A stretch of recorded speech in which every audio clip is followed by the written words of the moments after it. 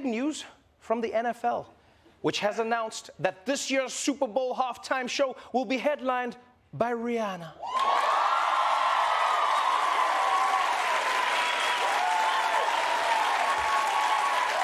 And we can all agree on what that means, right? That means that this isn't the Super Bowl anymore. This is a Rihanna concert with football around it, all right? That's what it is. In government news, the CIA has announced that it is launching a podcast. Yeah, which is great because I guess now for a change, we're going to be listening to them. And I know a lot of people are doubtful about this. They think it's weird, but I think it's going to be a huge hit, you know? Yeah, because the CIA said that they're going to use the same tactics they used when they launched crack. So this podcast is going to go everywhere. It's going to be really good. Oh, in international news, Italy has elected its first female prime minister. Yeah. Yeah. Who is also a right-wing politician who loves Mussolini. Too late, you cheered. No, you cheered. You can't take your cheers back. You can't take your cheers back. You love her already.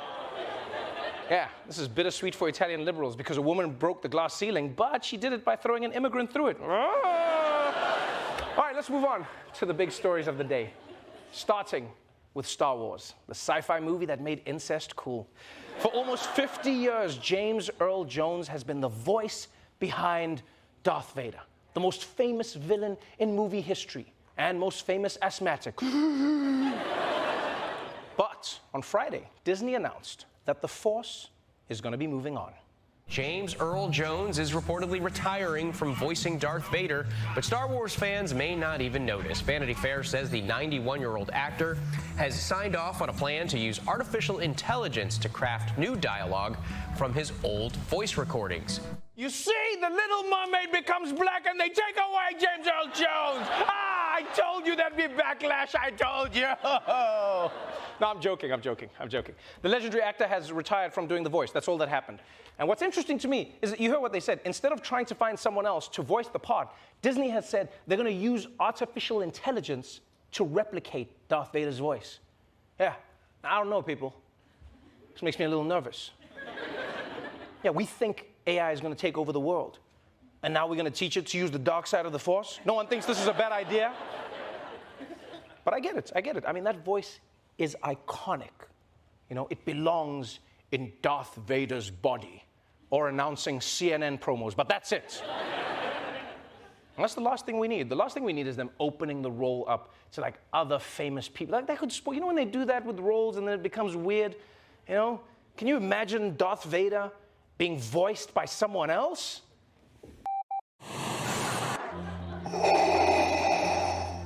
Luke, I am your father. But until your mama shows me the paternity test, you can just call me Uncle Darth. And for our main story tonight, I am your father. That's right, Luke, I am your daddy. And yes, that upsets me as much as it upsets you, Luke. A lot of people are saying I'm your father, Luke. They're saying they've never seen a better father. And they're right. I love all my children. It's you, it's Ivanka, and that's it. It would have never worked. All right, enough of that. Let's move on from Star Wars to another ongoing battle, the midterm elections, in our latest installment of Vote Demic 2022.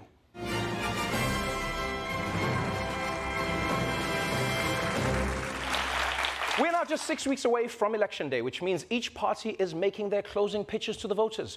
Democrats are promising that if they win, they will secure abortion rights and share Nancy Pelosi's stock tips. And Friday, to counter that message, Republicans revealed their new policy idea. House Republicans are unveiling their plan to win back the majority in November. On Friday, House Minority Leader Kevin McCarthy, who is eyeing the Speaker's gavel, announced his new GOP agenda called the Commitment to America.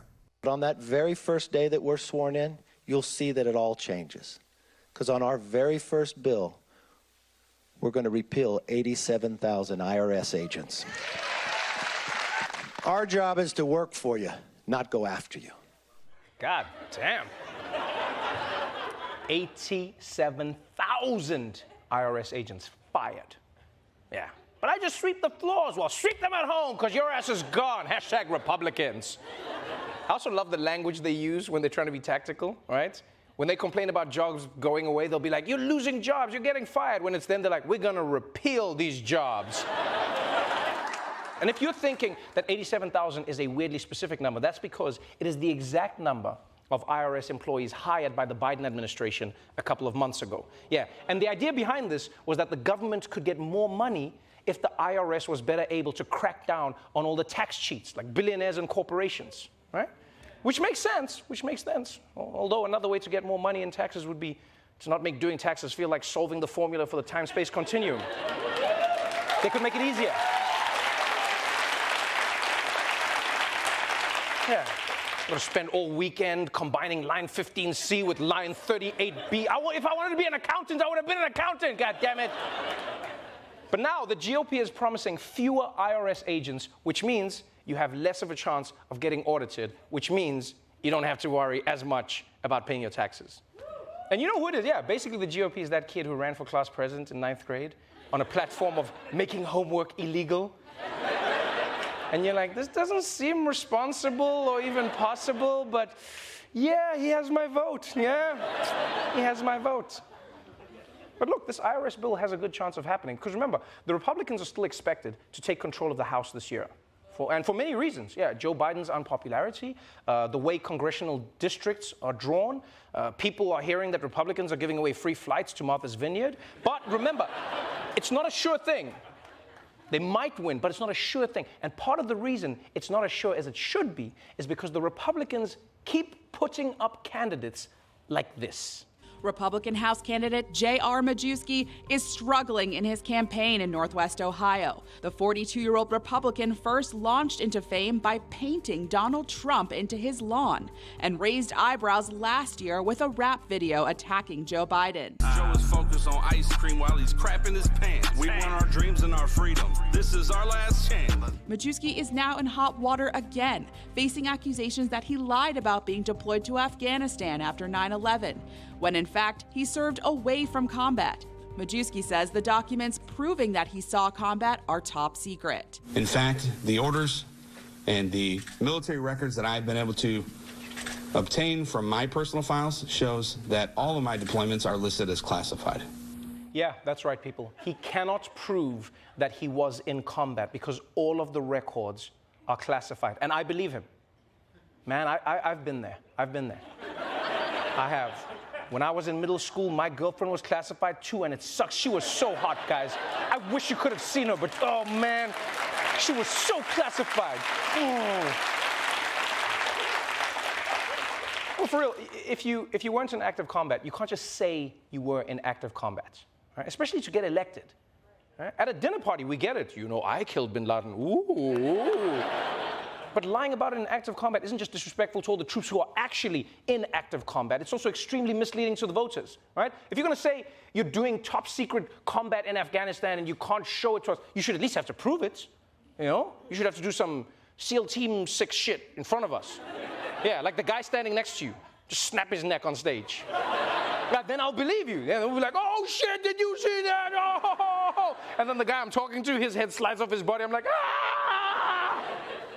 But it looks like this guy wasn't in active combat and he didn't kill anything. Other than that rap music video. That was rap did not survive that video. Rest in peace, hip hop. Oh, we will remember you. We will remember you. All right, but let's move on to some international news. Because America isn't the only country in the world, you know, there's like 10 others. 3 weeks ago, the UK was introduced to its new Prime Minister, Liz Truss, who announced that she was gonna get Britain back on track. She just didn't mention which way the track would be going.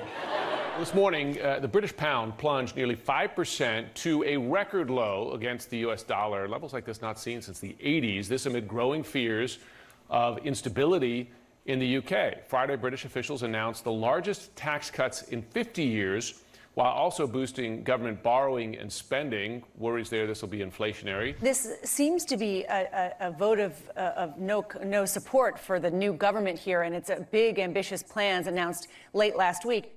Yeah, so here's what happened. Liz Truss introduced a round of tax cuts for the wealthy.